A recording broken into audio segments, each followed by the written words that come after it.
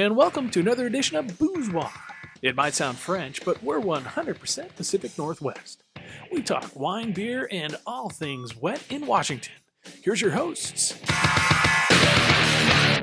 I'm Ellie Zeron. I'm the winemaker here at Ellie Winery. So, how does a gal from the University of Andes in Venezuela end up being a winemaker on Red Mountain? Destiny, I guess. I just came from Venezuela to learn English. That was the goal.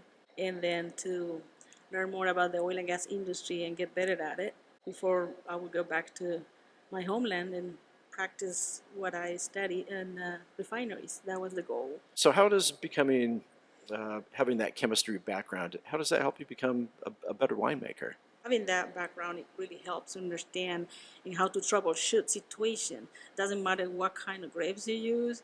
I mean, I made even fruit wines in the past, and they taste like a commercially great wine. How do you describe the Viognier? It captures the essence of this particular variety due to the fact that I was always obsessed with doing a cold fermentation, doing a very slow and cold fermentation to keep the aromas in place like I wanted. To me, by the way, I'm very horrible at descriptors.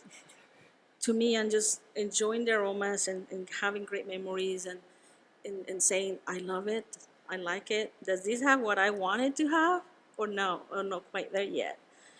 Instead of saying, oh, this is peach, this is nectarine, this is, no, it's not peach, it's like donut peach. Wait, that's too much. So I pick up all those things in Right, what but- I just tasted. but I don't focus on that. I just want to be sure that it's what I wanted to achieve in the product, and then I see myself, see other people enjoying it, so that fills my soul. Like that's what I was looking for. We were chatting a little earlier. For you, your connection wasn't necessarily with wine, but with vineyard photography.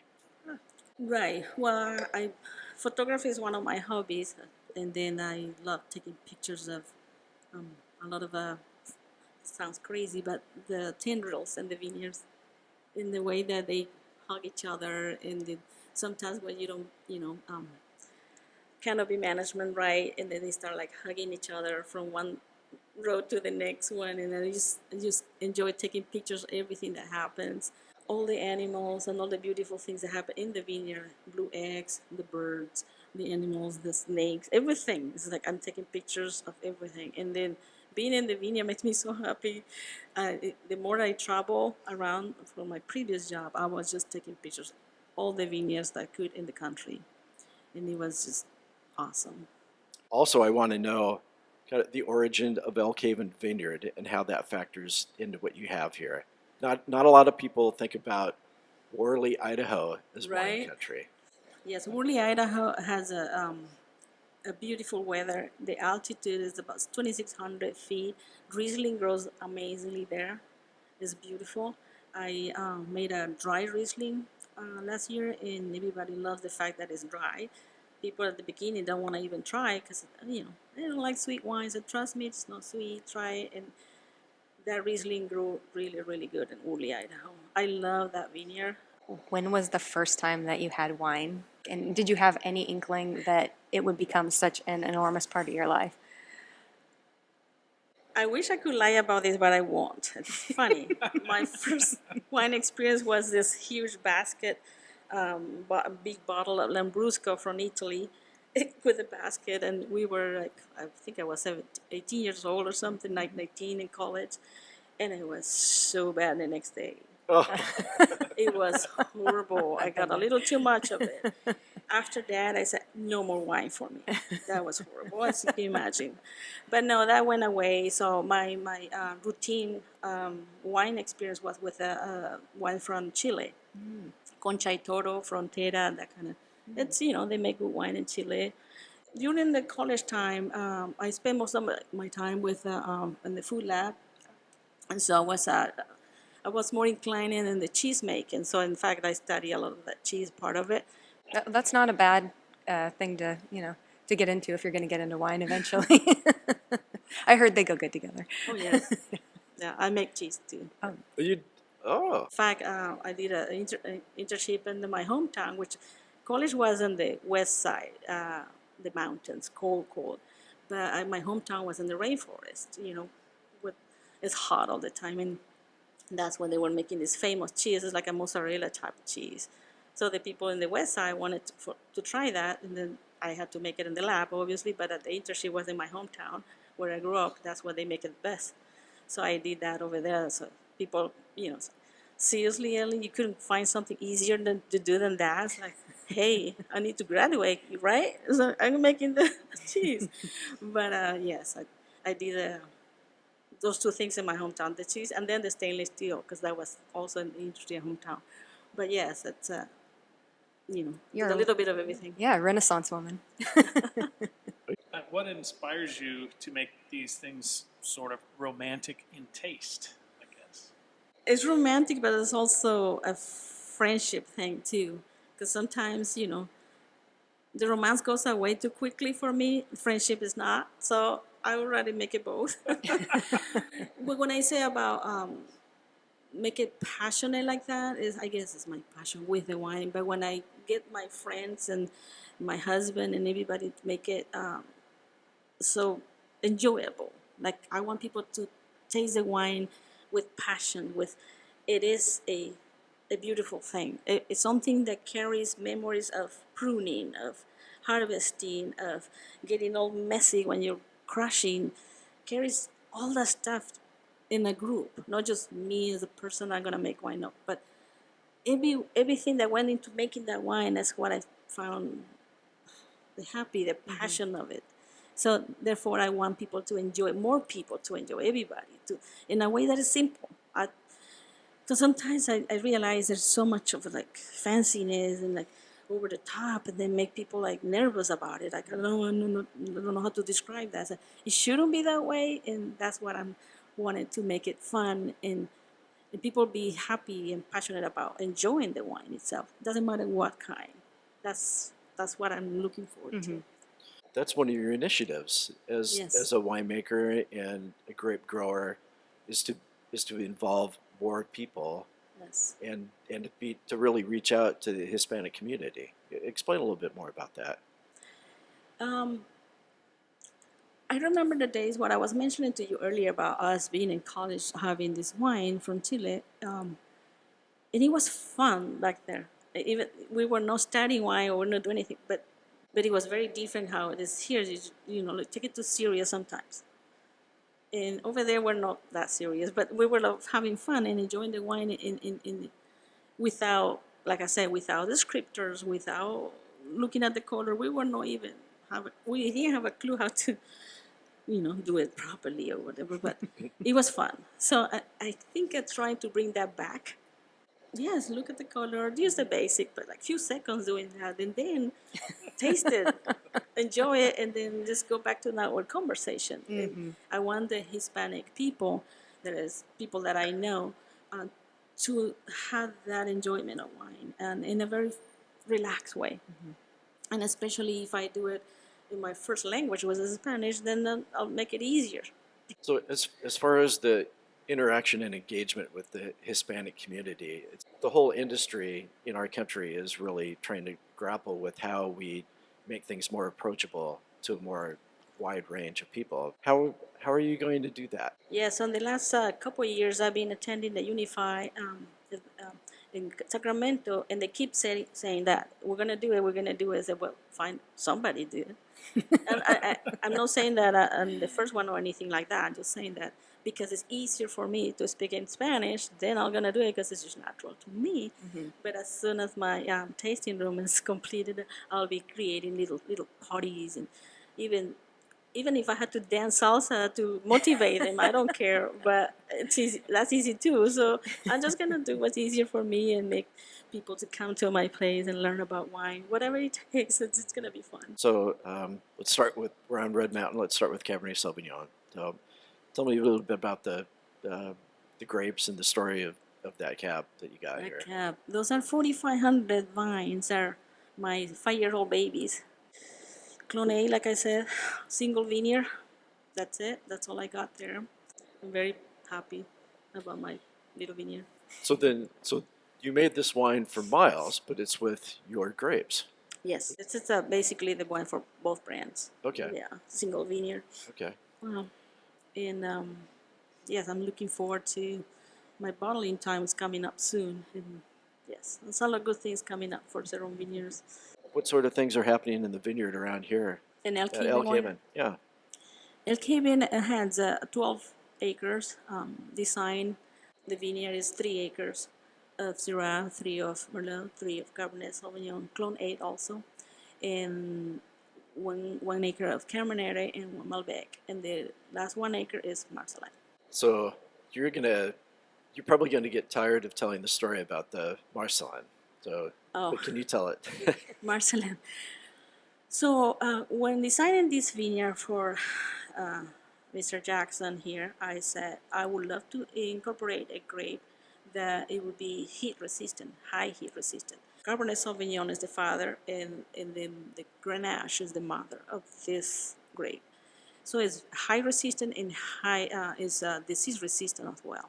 This was put together in France in 1961. It's not new, but people are actually paying more attention now. I have high expectations because I want to create something, unique. Let's see how it goes. What else is involved there with planting vineyards on Red Mountain?